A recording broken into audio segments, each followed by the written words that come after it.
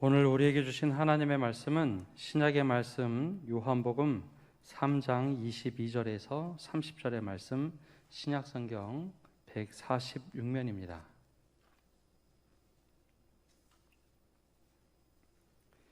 이제 하나님의 말씀을 봉독합니다. 그 후에 예수께서 제자들과 유대 땅으로 가서 거기 함께 유하시며 세례를 베푸시더라. 요한도 살렘 가까운 애논에서 세례를 베푸니 거기 물이 많음이라. 그러므로 사람들이 와서 세례를 받더라. 요한이 아직 옥에 갇히지 아니하였더라. 이에 요한의 제자 중에서 한 유대인과 더불어 정결 예식에 대하여 변론이 되었더니 그들이 요한에게 가서 이르되 랍비여, 선생님과 함께 요단강 저편에 있던 이 곧 선생님이 증언하시던 이가 세례를 베풀매 사람이 다 그에게로 가더이다. 요한이 대답하여 이르되 만일 하늘에서 주신 바 아니면 사람이 아무것도 받을 수 없느니라. 내가 말한 바 나는 그리스도가 아니요 그의 앞에 보내심을 받은 자라고 한 것을 증언할 자는 너희니라. 신부를 취하는 자는 신랑이나 서서 신랑의 음성을 듣는 친구가 크게 기뻐하나니 나는 이러한 기쁨으로 충만하였노라. 그는 흥하여야 하겠고 나는 쇠하여야 하리라 하니라. 아멘. 오늘도 주님의 평화가 우리 예배당에서 예배드리는 성도님들, 또 중예배실, 또 온라인에서 예배하는 모든 성도들 위해 함께하기를 축복합니다. 이번 9월 한 달간은 우리 주님을 따르는 사람들이라는 주제로 말씀을 열어가고자 합니다. 우리에게 하나님께서 인생을 허락하실 때 일회용으로 주셨습니다. 다시 돌이킬 수 없고 흘러가는 시간 속에 일회용 선물을 인생으로 주셨는데 우리가 그냥 그것을 떠나보낼 수 있는가? 그것보다는 가치 있는 인생으로 사는 것, 이것이 우리에게도 주님께서 원하시는 삶일 것입니다. 요즘처럼 팬데믹 상황으로 인해서 모든 것이 제한되고 어려운 상황에 놓이게 되면 주눅들기도 하고 내가 이제 아무것도 할 수 없나 보다라는 생각도 들고 때로는 주저앉고 싶을 때 무기력에 빠질 때도 있습니다. 그렇다고 주님께서 주신 인생을 시간 속에 맡겨놓고 그냥 흘러가게 둘 수 있는가? 그것은 아닐 것입니다. 예수님을 따르며 가치 있는 인생을 살았던 주님을 따르던 사람들, 우리 그 사람들을 통해서 우리가 마음을 다잡고 주님 제가 이렇게 살겠습니다 다짐하는 이 9월 한 달의 시간이 되시기를 바랍니다. 오늘은 그 첫 번째 시간으로 세례 요한의 삶을 통해서 한번 도전을 받도록 하겠습니다. 예수님께서 사셨던 시대는 우리 시대처럼 매우 혼란스러운 시대입니다. 400년간의 선지자의 부재 시대, 즉 하나님 말씀이 사라졌던 시대였고, 또 종교 지도자로서 바리새인과 랍비가 율법을 가르쳤지만 그 율법이 자유를 주기보다는 굉장한 무게감으로 삶을 찌들게 만들었던 시대입니다. 정치적으로는 로마의 압제에 있던 시대였기에 모든 사람들이 힘들던 시대가 바로 예수님이 사시던 시대였습니다. 하울링이 자꾸 나네요. 좀만 줄여주세요. 예수님의 그 메시아 대망 사상이 팽배했던 시대도 바로 그 시대입니다. 바로 그 시대에 세례 요한이라는 사람이 등장을 합니다. 세례 요한은 예수님께서 그를 평가할 때 이렇게 말씀하시죠. 여자가 낳은 자 중에 가장 큰 이가 세례 요한이다. 그만큼 예수님께서 굉장히 칭찬했던 사람입니다. 그런데 이상한 것은 세례 요한은 예수님의 제자도 아니었고 예수님보다 어린 사람도 아니었습니다. 6개월 먼저 태어났던 선지자 역할을 하던 사람이죠.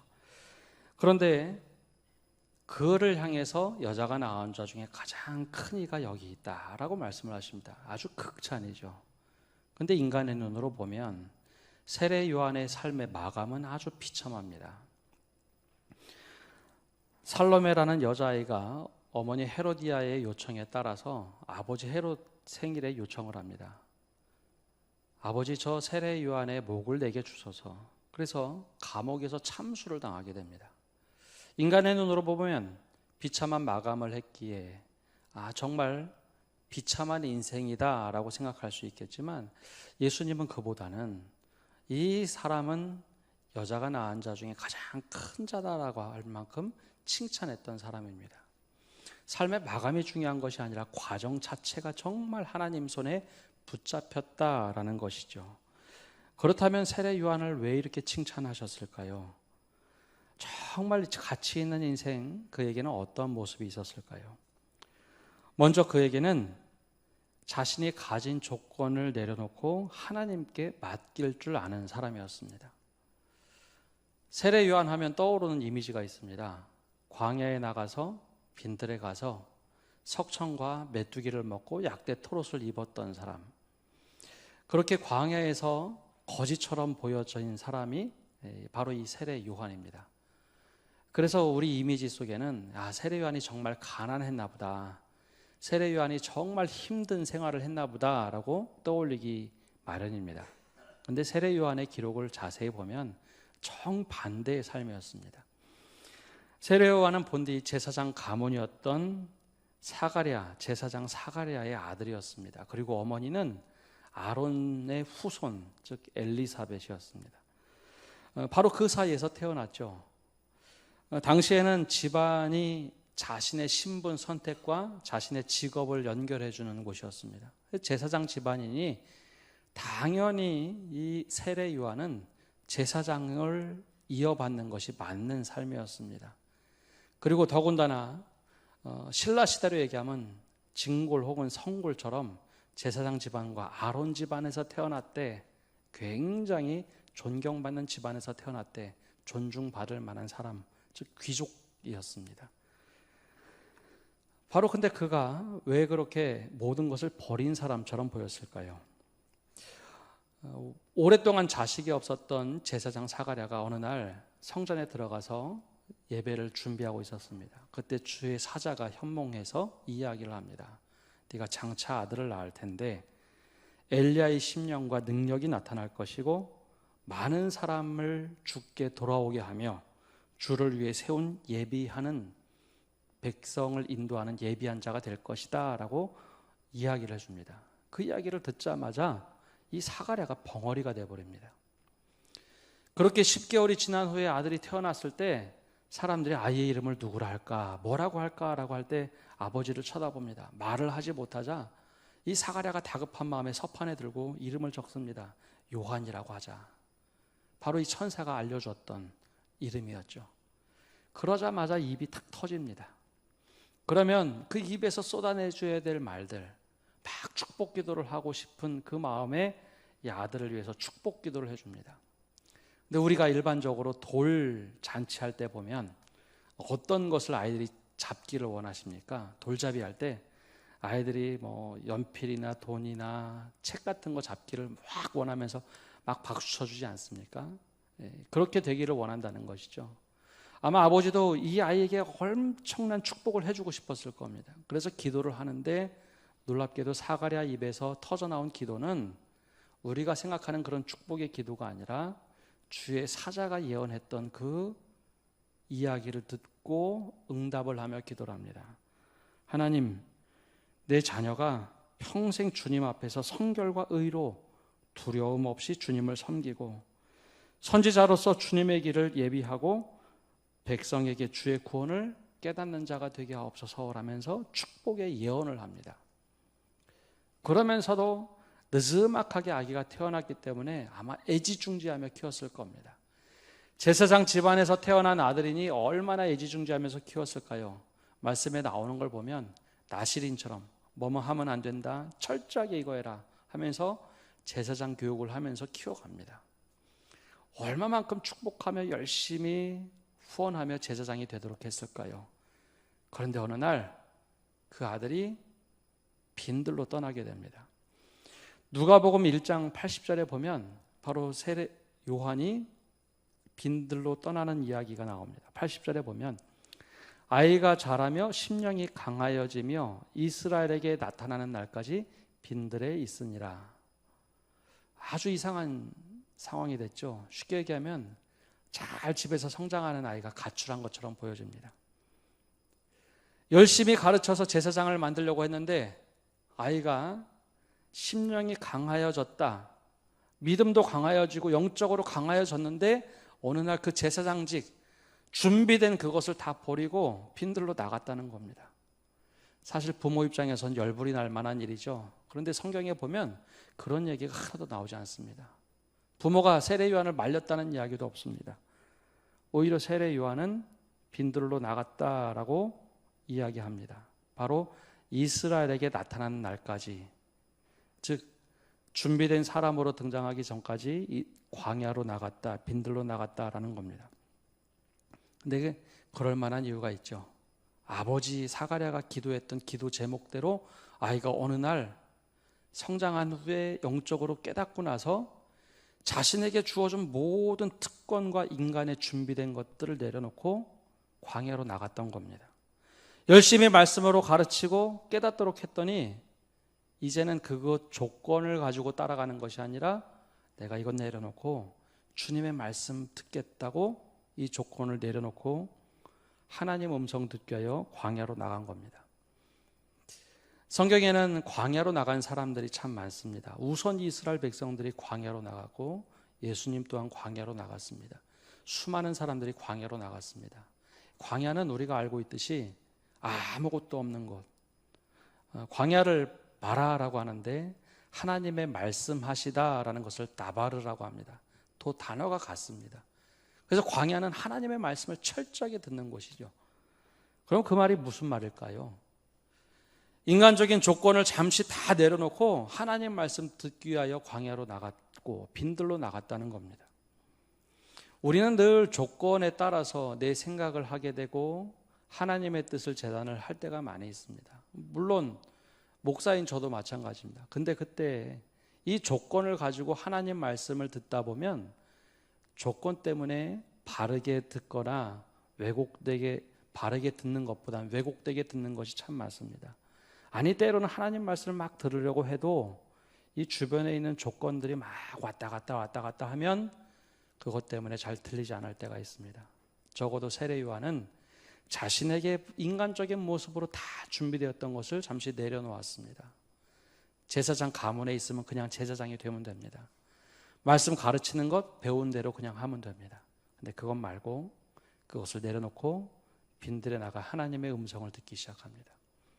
바로 우리 삶에도 이런 모습이 필요합니다. 가끔은 하나님께서 하나님께 말씀을 듣도록 하기 위해서 강제로 광야로 내보낼 때가 있습니다. 아파서 병원에 입원한다든지, 경제적으로 단절이 된다든지, 인간관계가 끊어진다든지, 아무도 의지할 수 없으면 강제로라도 광야에 나갈 때가 있습니다. 근데 그런 거 말고요, 때로는 하나님의 음성을 더 분명하게 듣기 위해서 잠시 조건에 의지하는 것이 아니라 하나님의 음성을 듣기 위해서 이 빈들에 나가야 할 때가 있습니다. 그러면 그때 조건에 따른 말씀이 아니라 아주 선명하게 주님의 음성 또 주님의 뜻을 구별할 수 있는 기회가 생긴다라는 겁니다. 세례 요한은 바로 그때 내 인간적인 조건을 내려놓았습니다. 그러자 주님의 음성 또 주님의 뜻이 아주 선명하게 보이기 시작합니다. 바로 이 은혜가 우리 모든 성도님들을 위해 함께하기를 축복합니다.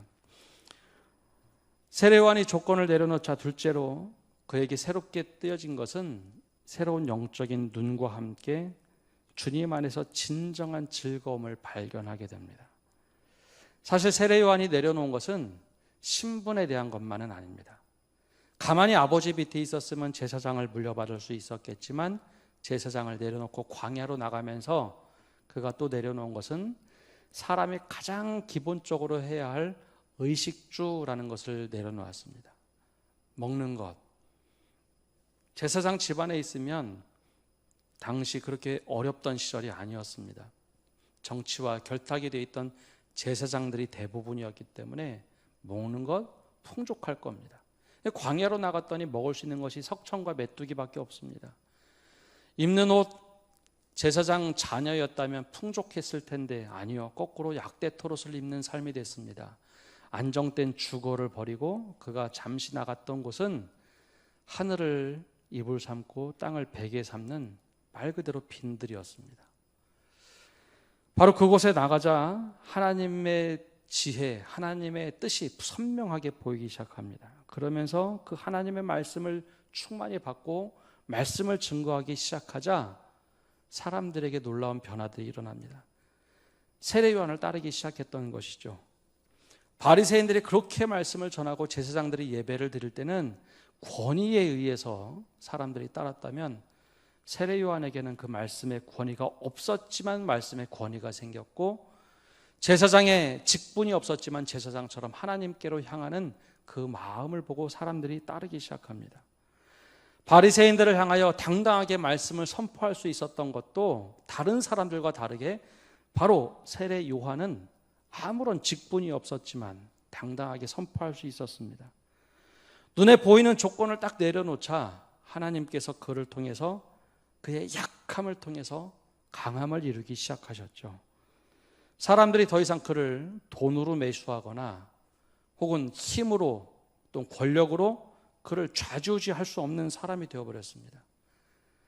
아주 기본적인 것조차 주님께 다 맡겨드리자 하나님이 그에게 역사하시니 그가 굉장히 담대한 사람, 하나님께서 주시는 즐거움을 맛보는 사람이 됐다라는 것이죠. 참 희한한 것은 사람들 떠나서 광야로 갔는데 그곳에 사람이 생기기 시작합니다. 자신이 물려받은 권위를 다 내려놓고 광야로 갔는데 하나님께서 함께 하시니 그 권위가 생겼습니다. 그러면서 세례 요한은 바로 하나님의 즐거움에 참여하는 자가 됩니다.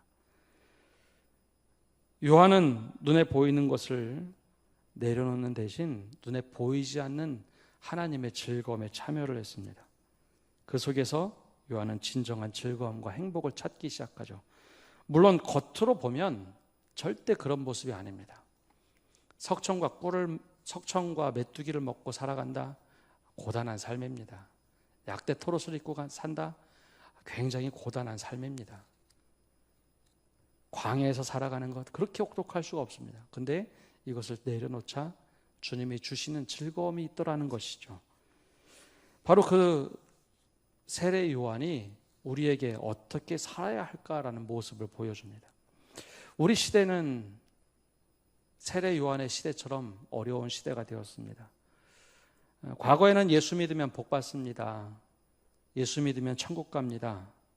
하나님이 우리를 너무 사랑하십니다 라는 것이 전도의 가장 큰 메시지였습니다.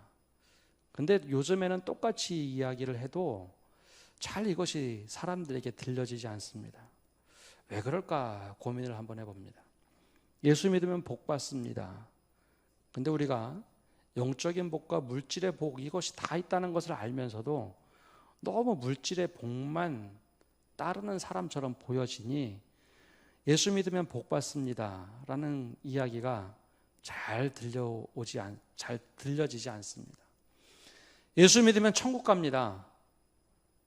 즉 천국에서 사는 사람들의 모인 교회의 모습이어야 하는데 그 모습이 보이지 않으니 사람들이 때론 질타를 합니다.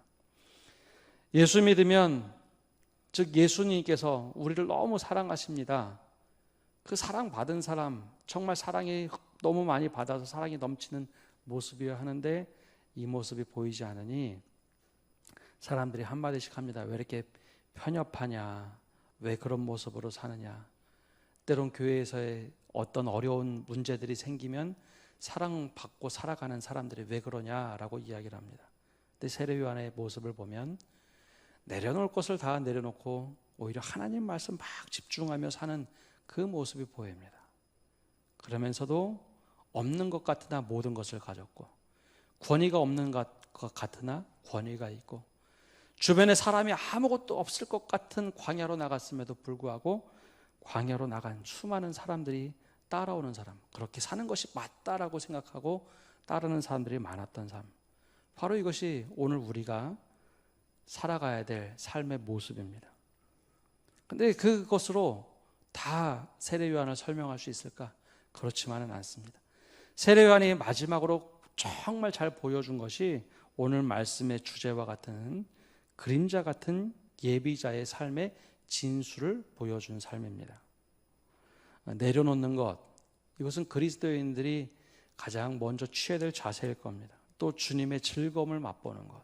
근데 여기서만 머문다면 이것은 예수님의 제자보다는 한 사람의 그리스도인의 모습일 겁니다. 예수님의 제자로 살아간다는 것, 예수님을 따른다는 것은 그보다 한 걸음 더 나가서 바로 세례 요한이 보여주었던 예수님을 따른다는 것이 무엇인지 보여준 삶을 따르는 삶입니다. 조건을 내려놓고 살았던 세례 요한, 그는 사실 이미 장안의 스타였습니다. 자신의 집안을 내려놓고 모든 것 다 내려놓았어도 이미 말씀을 전하는 순간 장안의 스타가 된 선지자였습니다. 수많은 사람들이 몰려들어 세례를 받기 시작합니다. 세례 요한의 제자들도 많이 생겼습니다. 공동체도 이루었습니다. 그러자 예수님보다 먼저 활동한 이 세례 요한을 향해서 엘리야 아니야? 야, 그 예전에 예언되었던 엘리야가 지금 우리에게 나타났나 보다 하는 이야기도 뒤에서 들려오기 시작합니다. 경외감으로 바라보기 시작하죠. 마치 요즘 뜨고 있는 대권 주자들처럼 수많은 사람들이 세례 요한 주변으로 몰렸습니다.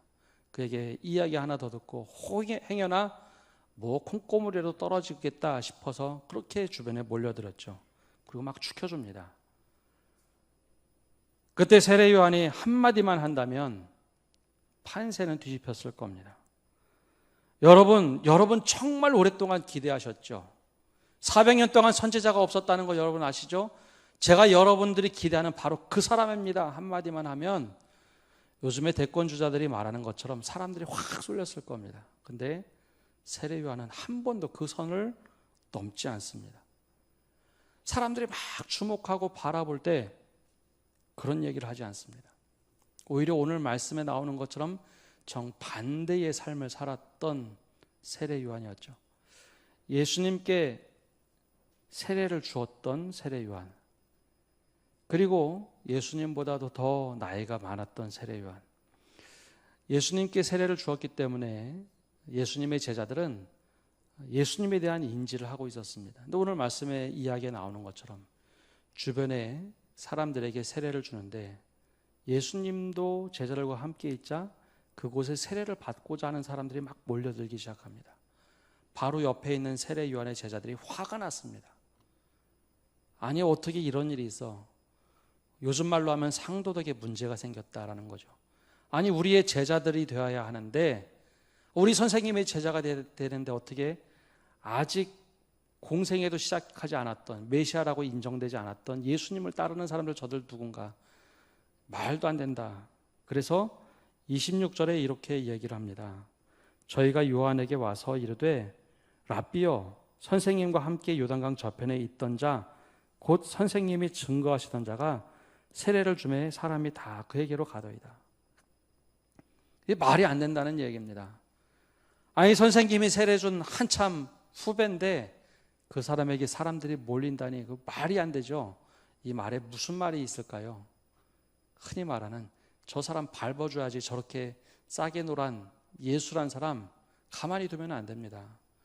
선생님은 제사장 지파에 속한 사람이고 저 사람은 목수 출신 아닙니까? 말이 안 되죠. 그러면서 사실 따지는 겁니다. 그럴 때 요한이 자신의 정체성을 정확하게 얘기합니다. 28절에 이렇게 이야기를 하죠. 내가 말한 바 나는 그리스도가 아니요. 내가 말한 바 나 그리스도가 아니다라고 분명하게 선언을 해줍니다.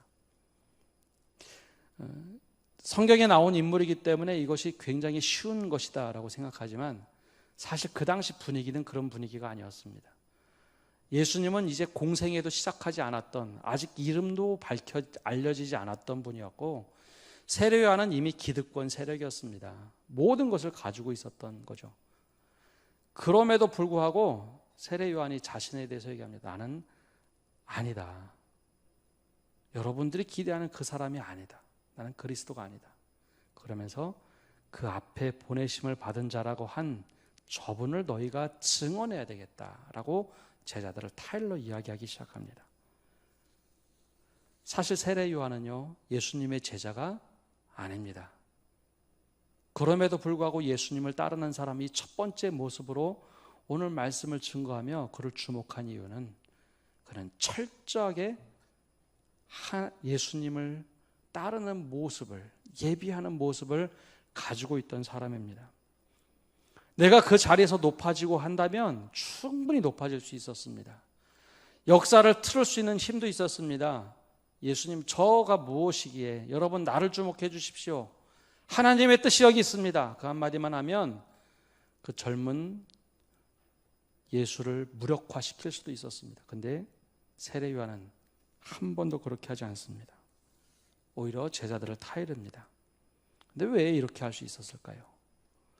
예수님의 제자가 아님에도 왜 그렇게 할 수 있었을까요? 세례 요한이 어느 날 예수님께서 당신에게 와서 세례를 받고자 했습니다. 극구 사양을 하죠. 내가 세례 줄 만한 분이 아닙니다. 당신을 보니 하나님의 어린 양입니다 라고 이야기를 합니다. 그럼에도 불구하고 세례를 받으시겠다고 하죠. 세례 요한이 세례를 주는데 그날 그는 본 것이 있습니다. 하나님의 성령이 그의 머리에 임하는 것을 봅니다.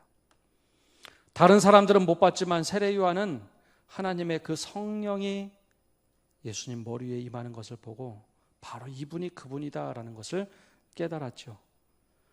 그래서 예수님을 바라볼 때마다 다른 마음을 품었습니다. 그래서 그 가장 유명한 세례 요한의 고백 30절에 이렇게 말을 합니다. 우리 30절 말씀 함께 읽어보겠습니다. 그는 흥하여야 하겠고 나는 쇠하여야 하리라 하니라. 아멘. 근데 놀라운 것은 세례 요한도 예수님의 나이도 느즈막한 노년의 나이가 아닙니다. 아주 젊은 30대의 고백입니다. 나는 흥하여야 하겠고 그는 흥하여야 하겠고 나는 쇠하여야 하리라. 그래서 교회는 바로 이런 놀라운 가치가 움직여지는 곳이어야 합니다. 아니 또 그런 가치가 교회 내에 녹아져야 합니다. 세례 요한은 예수님을 따르지는 않았지만 그를 높여주면서 그는 흥하여야 하겠고 나는 쇠하여야 하리라. 근데 여기서 쇠한다는 것이 나 이제 더 이상 아무것도 안 해. 나는 저분이 높아지면 되니까 나는 이제 포기. 그런 이야기가 아닙니다. 지금까지 내가 열심히 노력하고 쌓아놓았고 말씀을 전하고 했던 모든 것, 이것은 그대로 있으나 그 주님께서 더 높아지기를 바란다라는 마음에서 하는 이야기입니다. 그는 흥해야겠고 나는 쇠해야 하리라. 그런데 이 말씀을 우리에게 고스란히 적용해 보면 바로 예수님께서 하신 말씀, 나보다 남을 낮게 여기라, 더 높게 여기라고 하셨던 말씀과 연결이 됩니다.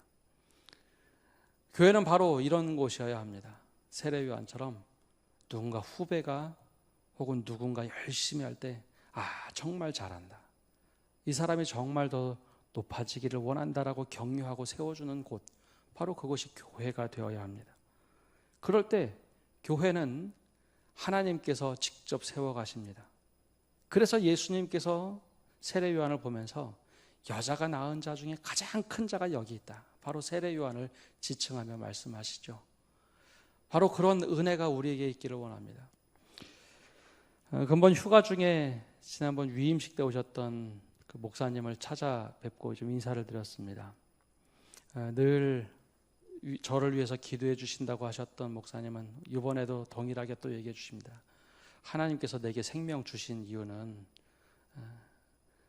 후배 목사들을 위해서 기도하라고 생명을 주셨으니 이것이 내 사명이지, 날마다 내가 기도를 한다라고 이야기를 합니다. 근데 제가 그 이야기가 어떤 의미인지 좀 알겠습니다. 사실 그 목사님께서 은퇴하실 때 설교 제목으로 잡으셨던 본문을 제가 아직까지 기억하고 있습니다. 바로 오늘 말씀이었습니다. 후임 목사와 함께 있을 때 설교 마지막 제목을 그는 흥하여야 하겠고 나는 쇠하여야 하리라 라는 마지막 설교를 하셨죠. 그 마음이 헤아려졌습니다. 교회가 정말 잘 된다는 것은 후배들이 정말 흥할 때 정말 교회가 하나님께서 영광을 받으시고 교회가 교회답게 되는구나. 그래서 목사님께서 하셨던 행동들을 보면 깜짝깜짝 놀랄 만한 행동들을 참 많이 하셨습니다. 그러면서 이번에도 찾아뵀을 때 늘 내가 새벽마다 기도하고 있습니다 라는 이야기를 해주십니다. 그 모습을 보면서 그 모습을 좀 닮아가야겠다라는 생각을 늘 하게 됩니다. 내가 흥하는 모습이 아니라 누군가 다른 사람이 흥할 때 정말 잘됐다. 그 바탕에 밑에 내가 서서 나는 쇠야질지언정 다른 사람이 흥할 수 있는 그 마음을 갖고 사는 것. 바로 세례 요한이 그리스도인들이 어떻게 살아야 될지 우리들에게 모습을 보여주고 있습니다. 우리가 그 은혜를 가지고 살아가시기를 바랍니다. 우리가 조건이 많으면, 조건이라고 해서 좋은 조건 그것 말고요, 때로는 아주 심각한 조건, 나쁜 조건 그것일지라도 우선 그것을 내려놓고 주님을 바라보려고 할 때 주님이 보여지기 시작합니다. 조건이 너무 많고 내 마음을 흔들거리게 하는 것이 많으면 왜곡되게 보입니다. 그것을 내려놓고 주님을 바라보시기 바랍니다. 주님께서 나에게 말씀하시고 알려주셨을 때 그 말씀을 따라 사는 즐거움, 즐거움의 기쁨을 누리시기를 바랍니다. 더 나아가서 그 주님의 말씀을 실천할 때 나보다 남을 더 낮게 여기는 삶, 그는 흥하여야겠고 나는 쇠하는 삶, 그것 또한 주님의 은혜입니다 라고 고백하며 살아가시는 성도 여러분 되시기를 바랍니다. 우리 시간 함께 행복이란 찬양을 하려고 하는데요, 이 찬양의 영어 제목이 참 독특합니다. 행복하면 해피라고 적을 것 같은데 이 영어 제목을 지을 때 true joy, 진정한 기쁨이라고 적어놨습니다.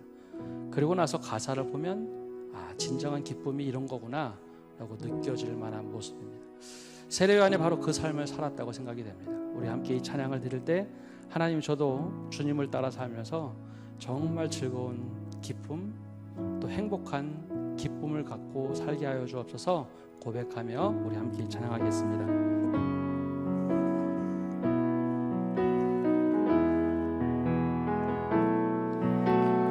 화려하지 않아도 정결하게 사는 삶, 가진 것이 적어도 감사하며 사는 삶, 내게 주신 작은 힘 나눠주며 사는 삶, 이것이 나의 삶의 행복이라오.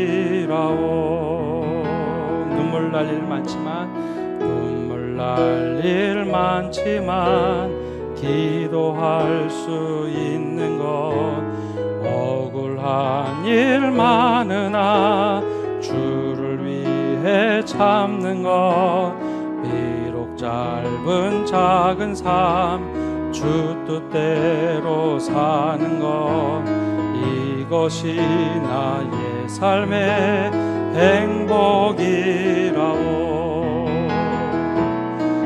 이것이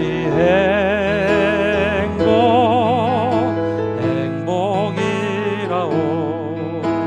세상은 알 수 없는 하나님 선물, 이것이 행복이라오. 하나님의 자녀로 살아가는 것, 이것이 행복이라오. 이것이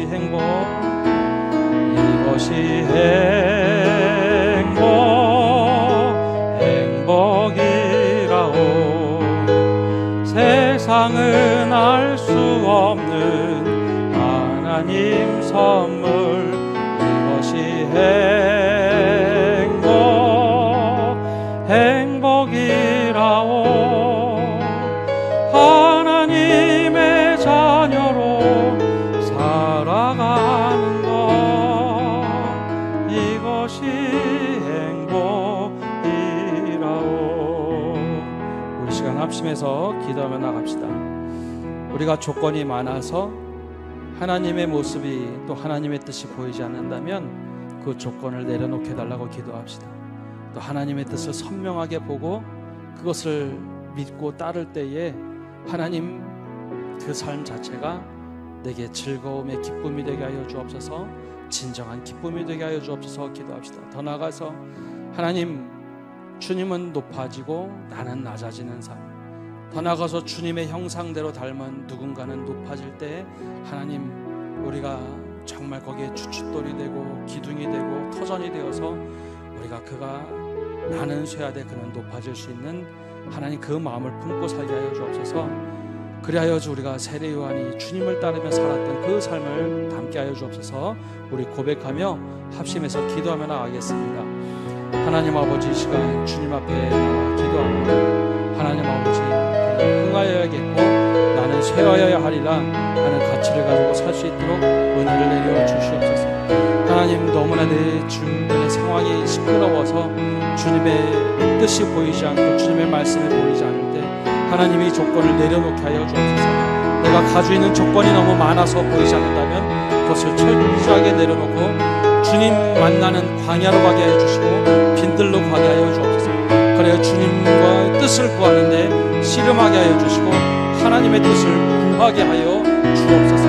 더 나아가서 하나님, 그것을 따르는 즐거움과 기쁨이 있게 하여 주옵소서. 하나님 아버지, 내가 모든 것을 버렸으나 모든 것을 주시는 하나님, 모든 것을 내려놓았으나 나에게 모든 것을 가지게 하셨고 모든 권위를 내려놓았으나 권위를 주시는 하나님의 뜻에 하나님 합당하게 살아갈 수 있도록 은혜를 허락하여 주시옵소서. 그래요 나보다 남을 더 낮게 여길 수 있는 믿음의 사람 되도록 축복하여 주옵소서. 하나님, 우리에게 일회용 인생을 주셨음에 감사를 드립니다. 우리가 다시 돌이킬 수도 없고 다시 태엽을 감을 수도 없는 이 인생, 가치 있는 인생을 살게 하여 주시옵소서. 하오나 주님, 우리 주변에 내 안에 조건들이 많아서 그것 때문에 내가 이것 때문에 하나님의 뜻이 보이지 않고 말씀이 보이지 않는다면 우리가 주님의 말씀을 따르기 위하여 조건을 내려놓고 주님의 뜻을 분별할 수 있는 광야로 나가게 하여 주옵소서. 주님께 깊이 기도하며 주님의 뜻을 구하며 나갈 때 주님의 뜻을 알려주시고 그 뜻을 붙잡았을 때 그것을 실천하며 살아가는 정말 진정한 행복과 즐거움을 경험하게 하여 주시옵소서. 세례 요한이 살았던 그 삶 한 걸음 한 걸음을 우리가 따라가게 해 주시고 더 나아가서 그는 흥하여야 하겠고 나는 쇠하여야 하리라, 이 세례 요한의 고백을 우리가 고스란히 담아서 저 사람이 흥하여야겠고 나는 쇠하여야 하리라, 내가 그 터전을 발판을 마련해 주는 사람이 될 때 주님께서 세례 요한을 향하여 그는 여자가 낳은 자 중에 가장 큰 자가 되리라 라고 하셨던 그 말씀이 우리 안에도 들려줄 수 있도록 은혜 내려 주시옵소서. 늘 주님께 모든 것 맡겨드리며 예수님의 이름으로 기도합니다. 아멘.